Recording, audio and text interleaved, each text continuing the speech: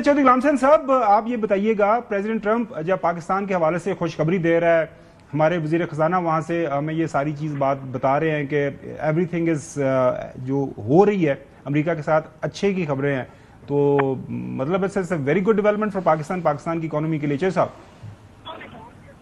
तो इसमें क्या कोई शुबह है आपको? बहुत बड़ी डेवलपमेंट है पाकिस्तान के हक में।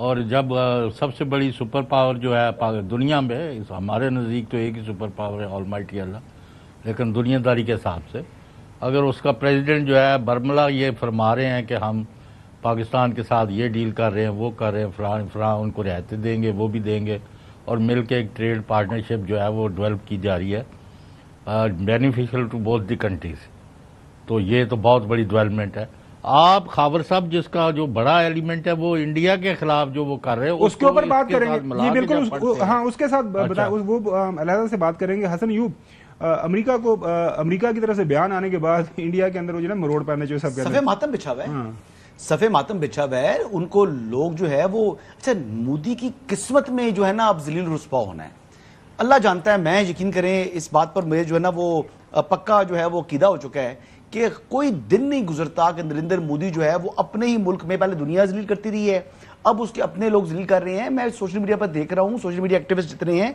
वो तमाम के तमाम इंडिया को जलील कर रहे हैं। और 2 दिन पहले कह रहा था कि सवाए 3 मुल्कों में के अलावा पूरी दुनिया, लोकसभा में वो कह रहा था कि पूरी दुनिया हिंदुस्तान के साथ खड़ी थी। तो वो लोग कह रहे हैं कि देखो कहां खड़ी थी तुम्हारे साथ, तो जनाब ये जो तुम स्ट्रेटेजिक पार्टनर बने हुए थे वो क्या तुम्हारे जो है पल्ले रह चुका है। देखिए एक चीज बड़ी वाज़ेह हो चुकी है कि इस खिते में अब जो कहते हैं ना कि एक शराकतदारी है, पाकिस्तान शराकतदार बन चुका है अमेरिका का, और जो शराकतदारी इंडिया की थी वो उन्होंने खत्म कर दी है। वजह ये थी कि झूठ के ऊपर जो है इन्होंने अपना एक भरम कायम रखा हुआ था, झूठा भरम था। इंडिया के पल्ले कुछ नहीं बचा, ना ट्रेड बचा और ना ही वो जो सुपर पावर बनने का उसका ख्वाब था। जो आपकी बात है ना, वो राहुल गांधी ने बड़ी जबरदस्त ट्वीट में की है, the Indian economy is dead.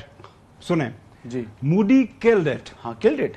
Adani Moody partnership, demonetization and the flawed GST system failed assemble in India.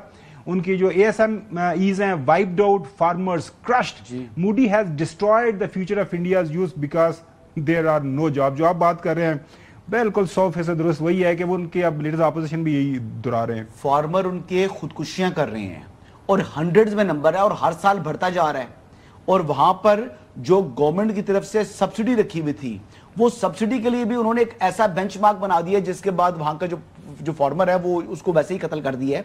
तो इंडिया के हालात बहुत खराब हैं। ऊपर से जो खालिस्तान की तहरीक है जिस तरीके से वो बढ़ रही है, इंटरनल प्रेशर इंडिया के अंदर जो मोदी के ऊपर, मोदी सरकार बीजेपी के ऊपर बढ़ रहा है, तो आने वाले दिनों में ऊपर से अमेरिका का जो ये आ गया बिल्कुल सही तोहफा, तो इस तोहफे के बाद जो अमेरिकन बिजनेसमैन है, ठीक है, वो भी 100 बार सोचेगा इंडिया में जाके इन्वेस्टमेंट करने के लिए।